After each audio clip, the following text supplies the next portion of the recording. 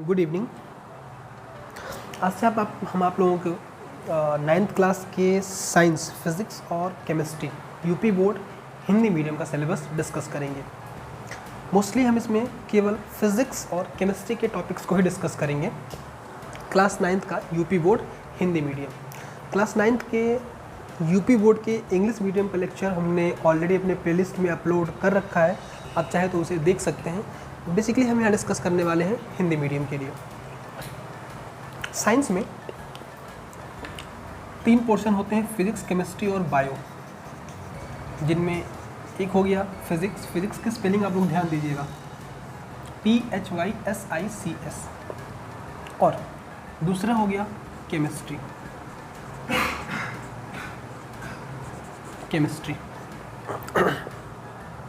इनमें जो चैप्टर है उसको हमने डिवाइड कर रखा है किस पार्ट में। केमिस्ट्री में यानी रसायन विज्ञान में हमारे पास 4 चैप्टर हैं और फिज़िक्स में, भौतिक विज्ञान में 5 चैप्टर हैं। रसायन विज्ञान में फर्स्ट चैप्टर है हमारे आसपास के पदार्थ। सेकेंड चैप्टर क्या हमारे आसपास के पदार्थ शुद्ध हैं। थर्ड चैप्टर परमाणु अणु और चौथा चैप्टर परमाणु की संरचना। इनको हम बाद में डिस्कस करेंगे। पहले हम आते हैं अपने फिजिक्स के टॉपिक्स पे।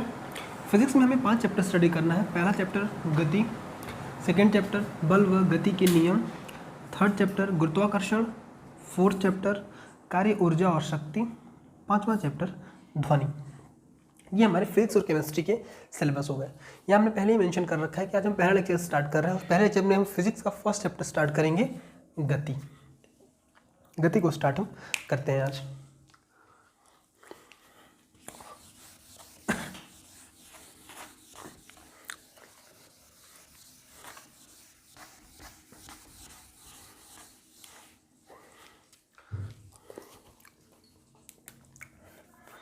देखिए, भौतिक की एक शाखा है। वैसे तो बहुत सारी ब्रांचेस होती हैं इसकी, लेकिन इसकी एक शाखा है यांत्रिकी,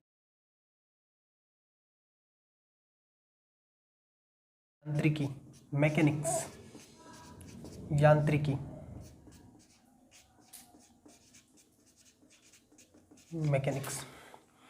और यांत्रिकी जो ब्रांच है वो फिर कुछ पार्ट्स में डिवाइडेड है, जिनमें एक पार्ट है स्थैतिकी,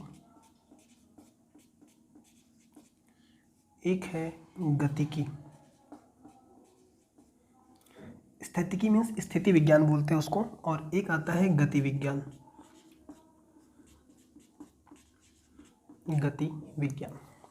इसको हम कहते हैं स्टैटिक्स, इसको कहते हैं काइनेमेटिक्स, और इसे हम बोलते हैं डायनामिक्स। स्थितिकी, गतिकी और गति विज्ञान। अब ये स्थितिकी क्या है, गतिकी क्या है और गति विज्ञान क्या है। यांत्रिकी की वह शाखा जिनमें हम स्थिर वस्तुओं के बारे में पढ़ते हैं, केवल स्थिर वस्तुओं की सारी शर्तों को पढ़ते हैं, उसे हम कहते हैं स्थितिकी। गतिकी गतिशील वस्तु के लिए, गतिशील वस्तु की सारी शर्तें पढ़ते हैं यहाँ पे, और यहाँ पे नाम ही है गति विज्ञान, तो ये भी गतिशील वस्तु के लिए ही पढ़ी जाती है। अब यहाँ पे हमारे मन में क्वेश्चन अराइज होता है कि काइनेमेटिक्स और डायनेमिक्स, मतलब गतिकी और गति विज्ञान दोनों में ही जब गतिशील वस्तु के बारे में पढ़ रहे हैं तो इनमें अंतर क्या है। दोनों ही गति के बारे में बताते हैं हमें।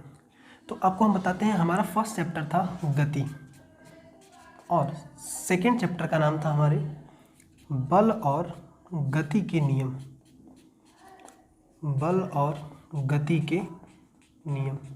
यहीं भी आपको बाइफरकेशन समझा देते हैं हम थोड़ा बांट के, कि जो गतिकी वाला काइनेमेटिक्स का टॉपिक है वो हमें पढ़ना है गति में, और जो गति विज्ञान है वो हमें पढ़ना है बल और गति के नियम में। ये यहाँ का पोर्शन है।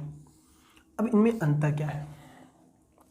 जब हम पढ़ते हैं काइनेमेटिक्स, गतिकी, तो इसमें हम गति के कारण की बात नहीं करते हैं।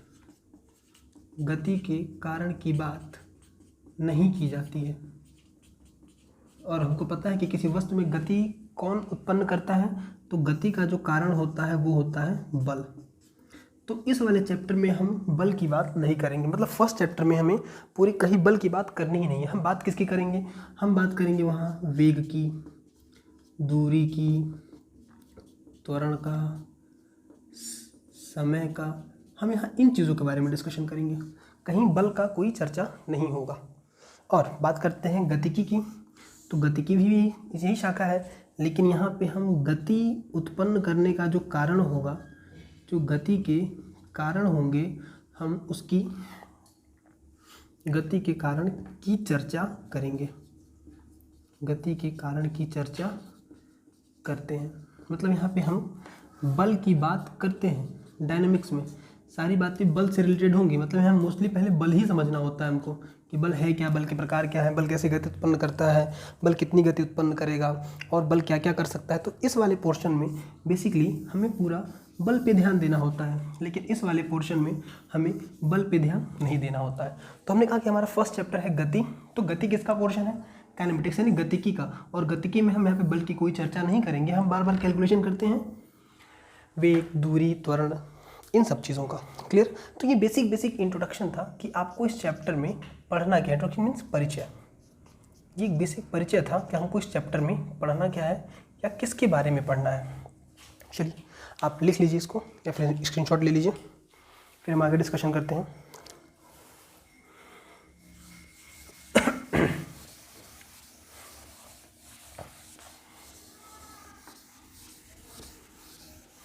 चलिए अब हम स्टार्ट करते हैं चैप्टर 1 गति।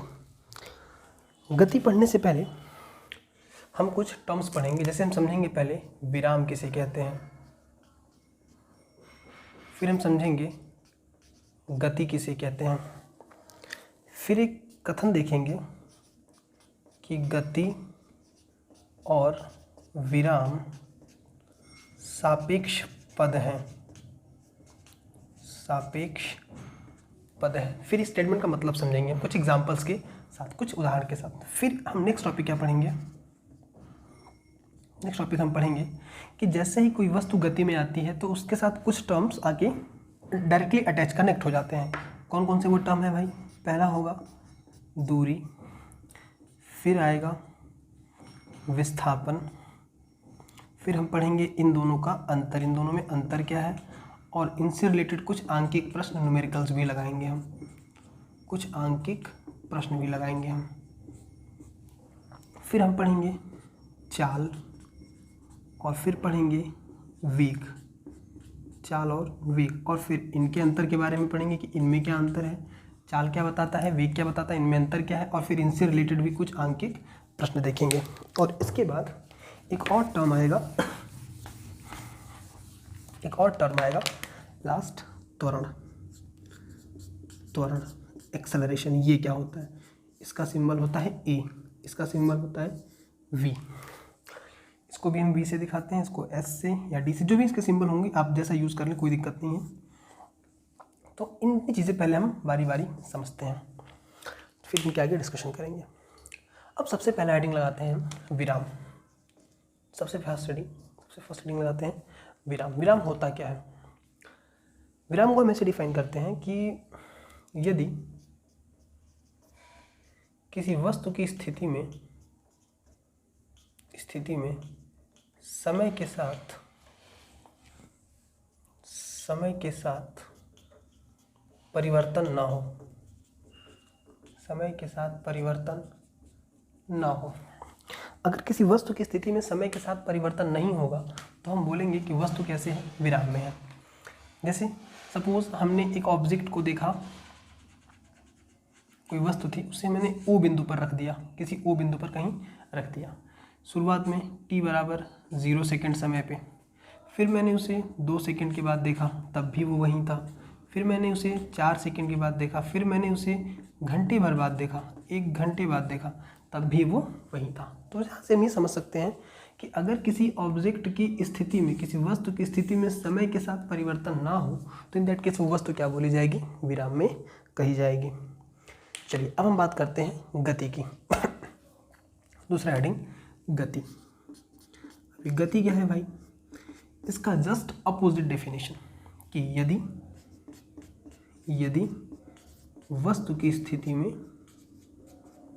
यदि वस्तु की स्थिति में समय के साथ परिवर्तन हो, समय के साथ परिवर्तन हो, तो यदि वस्तु की स्थिति में समय के साथ परिवर्तन होगा तो हम कहेंगे कि वस्तु क्या है, गतिशील है।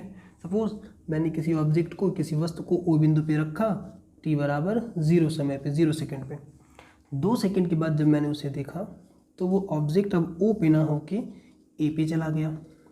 फिर 2 सेकेंड बाद 4 सेकेंड पे देखा तो ऑब्जेक्ट ए पे ना होके बी पे चला गया। मतलब उसकी पोजीशन वो 0 से ए हो गया और फिर ए से बी। पोजीशन उसकी बदलती, स्थिति उसकी बदलती चली जा रही है। तो इस केस में हम ये बोलेंगे कि वस्तु में क्या है, गति है। तो ये हो गया स्थिति और ये हो गया विराम और ये हो गया गति। अब हम देखते हैं अपना थर्ड टॉपिक, गति और विराम सापेक्ष पद है। इसका मतलब क्या है?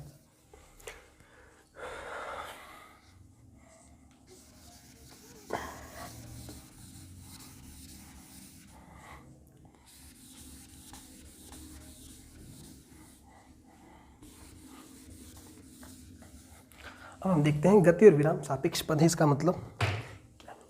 इसको भी हम एक एग्जाम्पल से समझते हैं। इसमें कुछ लिखना नहीं है, बस इसे समझने की बात है। सपोज एक ट्रेन है, एक ट्रेन है जो किसी वेग से आगे बढ़ रहा है। इस ट्रेन में कुछ यात्री बैठे हैं,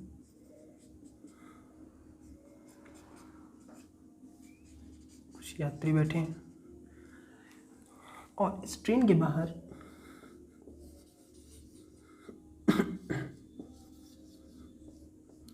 एक इंसान है।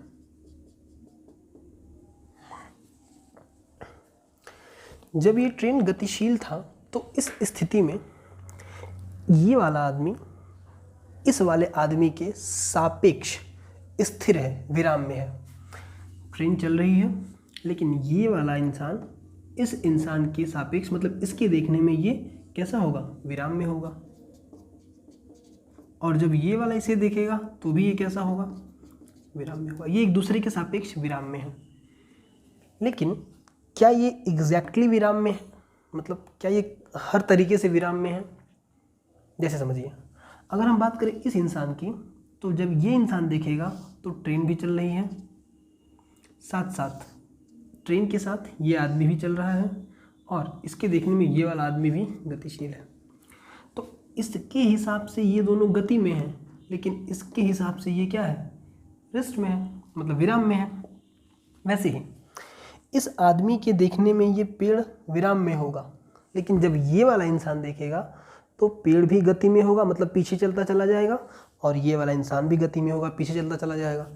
तो अगर कोई ऑब्जेक्ट विराम अवस्था में है या गति अवस्था में है तो वो उसकी ओरिजिनल या वो हर एक मामले में या सबके कहने के लिए वो विराम में हो या गति में हो ये जरूरी नहीं है।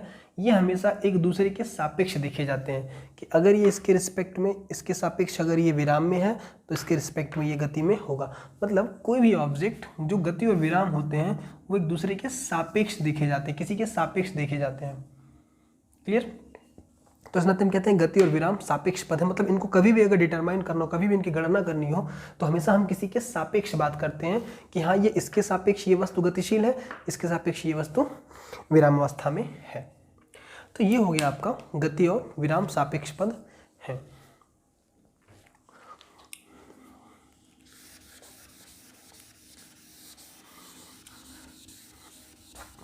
अब हम बात करते हैं गति के प्रकार की।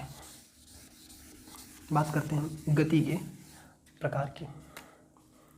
गति के प्रकार, गति के प्रकार, गति के प्रकार में हम कई टाइप की गति पढ़ेंगे। जैसे सबसे पहले रेखीय गति। रेखीय गति एक सीधे रेखा में, एक सीधी रेखा में गति को बोलते हैं एक रेखीय गति। दूसरा वृत्तीय गति, वृत्तीय गति। तीसरा काल्पनिक गति, काल्पनिक गति, इनके बस एग्जाम्पल से समझेंगे हम। काल्पनिक गति, अगर कोई ऑब्जेक्ट एक सीधी रेखा में गति करता है, एक सीधी रेखा में गति करता है, तो उसे हम कहते हैं रेखीय गति। एक सीधी रेखा में गति को क्या बोला जाता है? जैसे मान लीजिए रोड है, रोड के ऊपर कोई साइकिलिस्ट है, रोड के ऊपर कोई साइकिलिस्ट है, तो इस रोड के ऊपर इस साइकिल की गति क्या बोली जाएगी? एक रेखीय गति बोली। इस पर कोई गाड़ी की गति रेखीय गति बोली जाएगी। क्लियर? तो ये हो गया एक रेखीय गति। दूसरा हो गया वृत्तीय गति। जब भी कोई ऑब्जेक्ट किसी एक बिंदु के सापेक्ष किसी वृत्तीय पथ पर गोल गोल घूमने लगे, किसी वृत्तीय पथ पर गोल गोल घूमने लगे चारों तरफ, तो इसे हम क्या बोलते हैं? वृत्तीय गति। जैसे पृथ्वी की गति सूर्य के चारों तरफ, पृथ्वी की गति सूर्य के चारों ओर कैसी गति है? वृत्तीय गति है, सूर्य के चारों ओर। फिर आता है कंपनिक गति। कंपनिक गति में कोई ऑब्जेक्ट एक बिंदु के आगे पीछे घूमता है, मतलब एक फिक्स बिंदु होगा और इसके आगे कभी पीछे, फिर आगे, फिर पीछे, तो एक बिंदु के आगे पीछे घूमता है, तो उसे हम बोलते हैं काल्पनिक गति। एक बिंदु के आगे पीछे घूमता है। इसे हम दूसरी भाषा में कह सकते हैं to and fro motion. To and fro motion, simple word में कह सकते हैं टू एंड फ्रो मोशन को क्या बोला जाता है? काल्पनिक गति। जैसे एग्जांपल, घड़ी का लोलक। एक घड़ी देखी होगी आपने, जिसमें घड़ी में ऐसे एक मतलब नीचे से लगा होता है जो ऐसे कंटिन्यू घूमता रहता है बार बार, जैसे घड़ी होते हैं बाहर एक दो जो भी टाइम हो, तो ये चीज़ घूमते रहती है। इसी गति को कौन सी गति कहते हैं? काल्पनिक गति। दूसरी बात, एक और एग्जांपल देखिए, स्प्रिंग की गति। स्प्रिंग की गति, स्प्रिंग की गति में क्या है भाई? एक वायर लीजिए, उसको ऐसे खींच दीजिए और दो किनारों पे कस के इसको थोड़ा सा ऐसे नीचे से बीच वाले पॉइंट से इसको थोड़ा सा डिस्प्लेस कर दीजिए, तो विस्थापित करेंगे तो फिर अपनी पोजीशन पे से बार बार वो हिलना शुरू कर देता है, तो ये भी गति क्या बोली जाएगी? काल्पनिक गति। तो ये हो गए गति के प्रकार, रेखीय गति, वृत्तीय गति और काल्पनिक गति। इस चैप्टर में हमें डील करना है किससे? पूरा रेखीय गति से। ठीक है, इस चैप्टर में मतलब गति वाले चैप्टर में हमें पूरा क्या पढ़ना है? रेखीय गति पढ़नी है। थोड़ा सा हमें डिस्कशन करना पड़ेगा, हमारे सिलेबस का सबसे लास्ट टॉपिक है, इस चैप्टर का लास्ट टॉपिक वो वृत्तीय गति है, तो थोड़ा सा हम वहाँ वृत्तीय गति के बारे में हल्का सा डिस्कशन करेंगे, लेकिन वैसे बेसिकली इस पूरे चैप्टर में क्या पढ़ना है हमको? रेखीय गति। ठीक, तो ये हो गया गति के प्रकार और उसके कुछ हो गए एग्जाम्पल्स। अब हम बात करेंगे कि जब भी कोई ऑब्जेक्ट मोशन में आता है, जब भी कोई वस्तु गति में आती है, गतिशील होती है, तो हमने कहा कि कुछ टर्म्स उसके साथ ऑटोमेटिकली डायरेक्टली बिना उससे बताए कनेक्ट हो जाते हैं। अब वो कौन कौन से टर्म्स हैं, वो कौन कौन से पद हैं जो गति के साथ बिना बताए लग जाते हैं?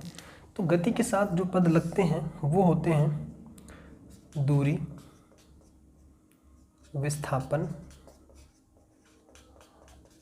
दूरी, विस्थापन, चाल, वेग और त्वरण। ठीक है, अब थोड़ा कुछ बात और समझिए। इन सभी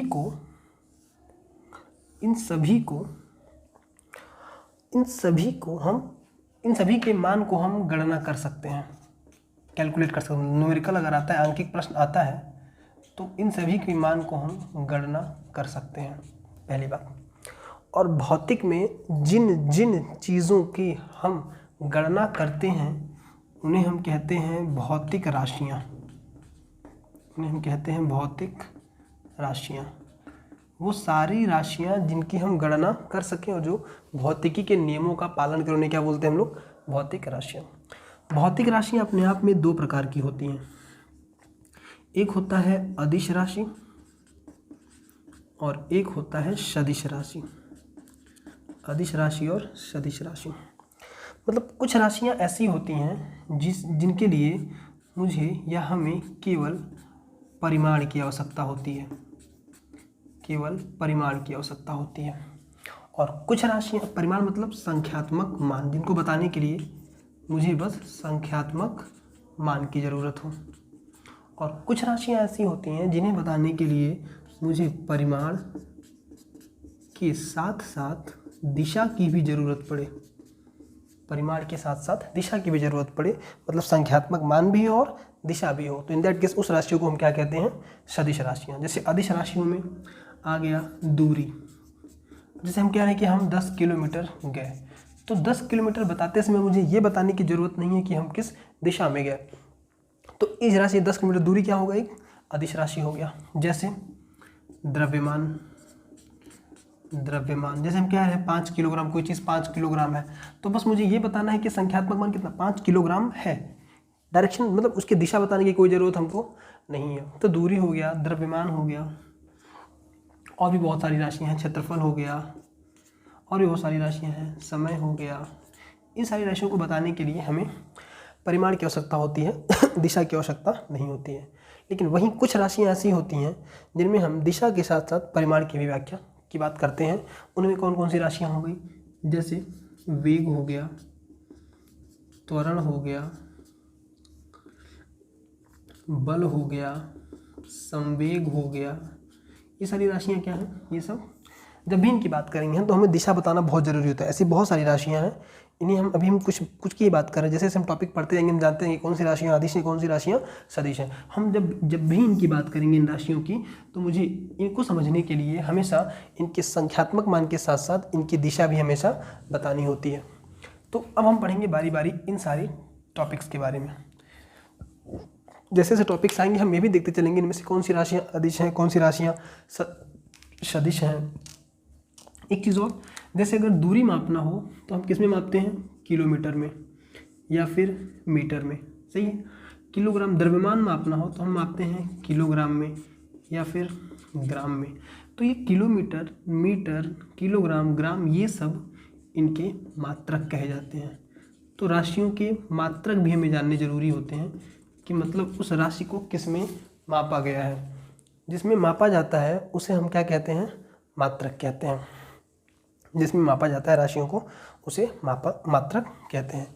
और जिन राशियों को मापते हैं वो राशियाँ क्या बोली जाती हैं, भौतिक राशियाँ, और जिसमें मापते हैं वो उसके मात्रक कहे जाते हैं। चलिए अब स्टार्ट करते हैं अपना फर्स्ट टॉपिक, दूरी।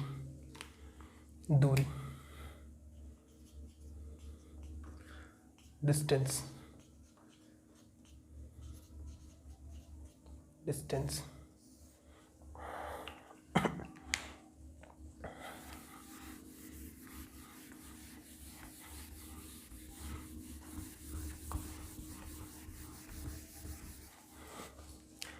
इसकी डेफिनेशन बहुत सिंपल है, किसी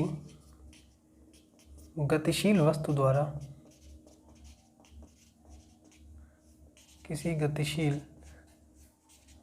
द्वारा तय किए गए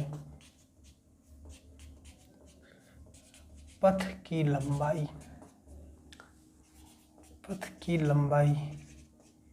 को दूरी कहते हैं। पथ की लंबाई को दूरी कहते हैं, ठीक है। जैसे एक वस्तु था जो O बिंदु से चला और A बिंदु तक पहुंचा, और इसने अपने रास्ते में सपोज 15 मीटर का पाथ कवर किया। तय किए गए पथ की लंबाई यहाँ पे कितनी है, 15 मीटर। तो इस केस में अगर ये 15 मीटर का पथ तय कर रहा है तो हम दूरी क्या बोलेंगे, 15 मीटर, ठीक। चलिए दूसरा एग्जांपल देखते हैं। एक ऑब्जेक्ट O पॉइंट से चला, A पे पहुंचा, A से B पे पहुंचा, और फिर B से फिर कहाँ पहुंच गया, O पे पहुंच गया। यहाँ इसने पथ कवर किया 12 मीटर, 8 मीटर और 10 मीटर। तो इस केस में O से पहले गया A पे, A से B पे और फिर O पे वापस चला गया। तो जो दूरी होगी इस केस में तो वो होगी दिस, मतलब इसको जोड़ दें, इसको जोड़ दें और इसको जोड़ दें, तो 12, 8, 20 और 10, 30 मीटर। ये हो गया दूसरा एग्जाम्पल। ऐसे ही मान लीजिए एक ऑब्जेक्ट है, एक वस्तु है जो एक वृत्ताकार पथ पे घूम रहा है, जिसकी त्रिज्या है 7 मीटर। ये इसका केंद्र हो गया और ये A पॉइंट से स्टार्ट हुआ और A से घूम के फिर कहाँ आ गया, वापस। तो बताइए इस वृत्तीय पथ पर वो कुल दूरी कितनी तय करेगा, तो क्या यही वस्तु द्वारा तय की गई दूरी है, ये वाली दूरी? और इस दूरी को हम कहते हैं वृत्त की परिधि। इसको हम कहते हैं वृत्त की परिधि। और वृत्त की परिधि का फॉर्मूला क्या होता है, पढ़ा होगा आपने छोटी क्लास में, 2πr। ठीक, यहाँ पे r त्रिज्या है और पाई का मान होता है 22/7। तो मान रख देते हैं 2 × 22/7 इंटू त्रिज्या का मान यहाँ कितना दिया हुआ है 7 मीटर। तो 7 से 7 कैंसिल और 22 दूना 44 मीटर। तो ऐसे ही बहुत सारे प्रॉब्लम्स आते हैं दूरी पे। तो ये हो गया दूरी की परिभाषा और दूरी से रिलेटेड कुछ न्यूमेरिकल। अब हम बात करेंगे विस्थापन। अब हम बात करेंगे विस्थापन।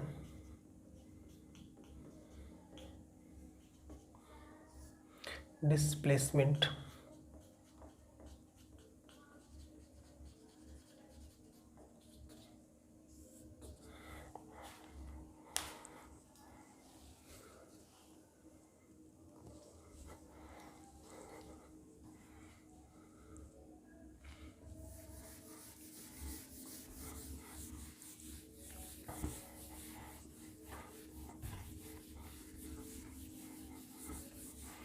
विस्थापन को हम 3 तरह से परिभाषित करते हैं।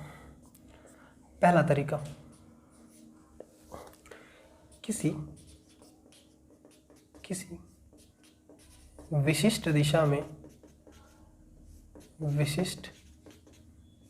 में तय की गई दूरी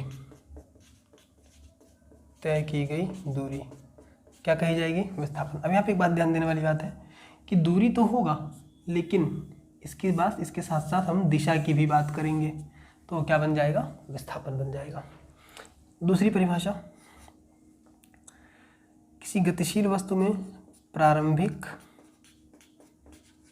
और अंतिम स्थिति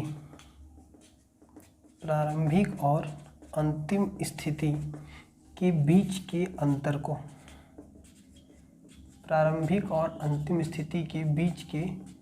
अंतर को हम क्या कहते हैं, विस्थापन कहते हैं। के बीच के अंतर को विस्थापन कहते हैं। तीसरा, किसी गतिशील वस्तु द्वारा तय की गई सबसे न्यूनतम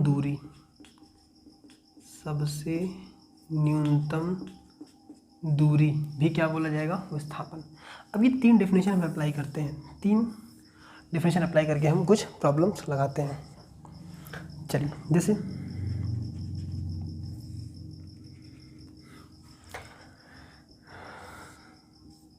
दिशा की अगर हम बात करें तो ये होता है पूर्व, ये होता है पश्चिम, ये होता है उत्तर और ये होता है दक्षिण। अब यहाँ से अगर कोई वस्तु चलना शुरू करता है और इधर जाता है ओ से ए पॉइंट पे 10 मीटर किधर, पूरब की तरफ, तो अगर हम बस कहेंगे 10 मीटर तो 10 मीटर केवल क्या बोली जाएगी, दूरी। लेकिन अगर हम इसी 10 मीटर के साथ साथ बोल दें कि 10 मीटर किधर गया, ये पूरब, तो ये क्या बन जाएगा, विस्थापन बन जाएगा। यानी विस्थापन में दूरी तो वही होती है, दूरी तो होता ही है, उसके साथ साथ एक चीज़ ऐड हो जाता है, जुड़ जाता है, वो क्या होता है, दिशा।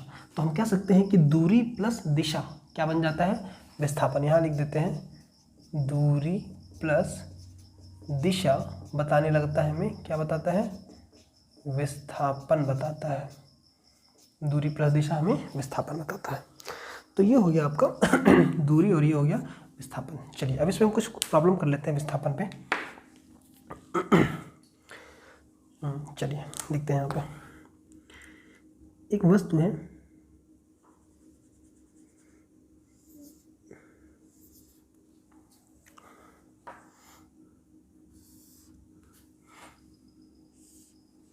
जो ओ से चला ए पे गया, ए से बी पे गया, ये 10 मीटर, ये 6 मीटर और ये 8 मीटर।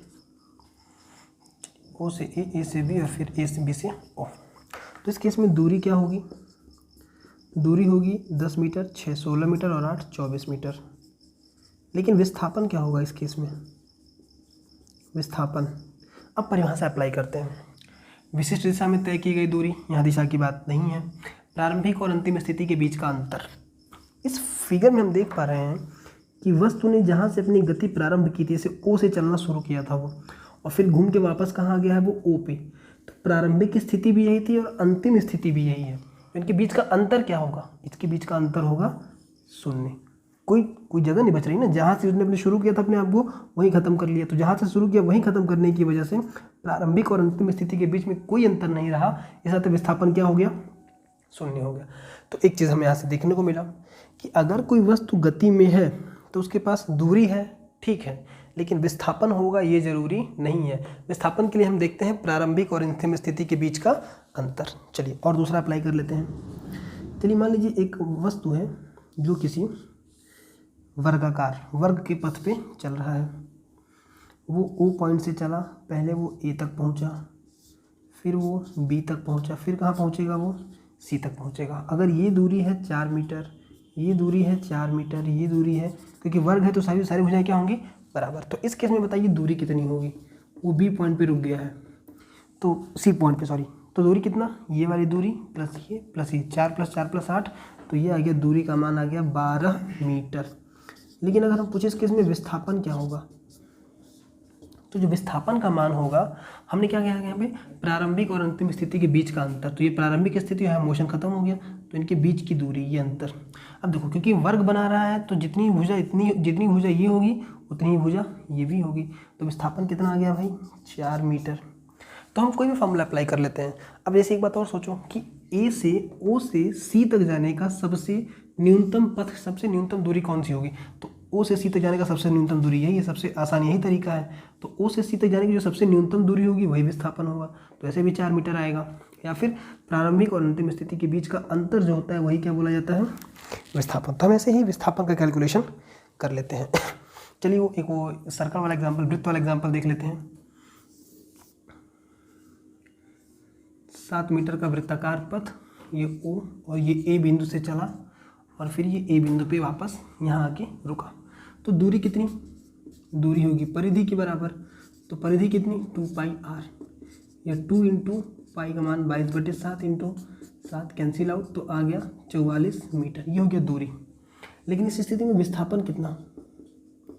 विस्थापन होगा 0। क्यों भाई? क्योंकि प्रारंभिक स्थिति और अंतिम स्थिति के बीच कोई अंतर नहीं है। वस्तु ने जहाँ से अपनी गति आरंभ की थी, इसने वहीं अपनी गति समाप्त भी कर दी। तो ये हो गया दूरी और विस्थापन से रिलेटेड कुछ बात। अब हम बात करेंगे दूरी और विस्थापन में अंतर क्या है। चलिए भाई, तो हम नेक्स्ट हेडिंग लगाते हैं, दूरी और विस्थापन में अंतर। एक साइड हम लिखेंगे दूरी, एक साइड लिखेंगे विस्थापन।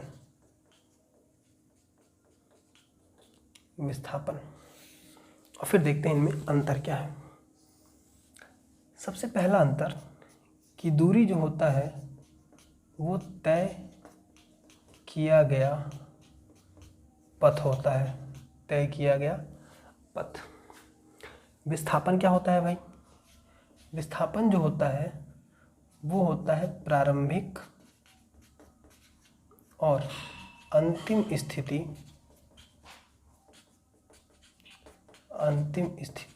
के बीच का अंतर। प्रारंभिक और अंतिम स्थिति के बीच का अंतर होता है। दूसरी बात, दूरी एक अदिश राशि है, इसके पास केवल परिमाण होता है, और विस्थापन एक सदिश राशि है, इसके पास परिमाण और दिशा दोनों होते हैं। तीसरी बात, दूरी जो होती है वो सदैव धनात्मक होता है, सदैव धनात्मक होता है। और हम देख रहे हैं वस्तु में गति होने के बाद भी विस्थापन क्या हो जा रहा है? 0 हो जा रहा है। तो जो विस्थापन होता है वो धनात्मक भी होता है, ऋणात्मक भी होता है और 0 भी होता है, 0 भी होता है। तो ये हमने 3 अंतर लिखा दूरी और विस्थापन में। अब 3 अंतर लिख लीजिए।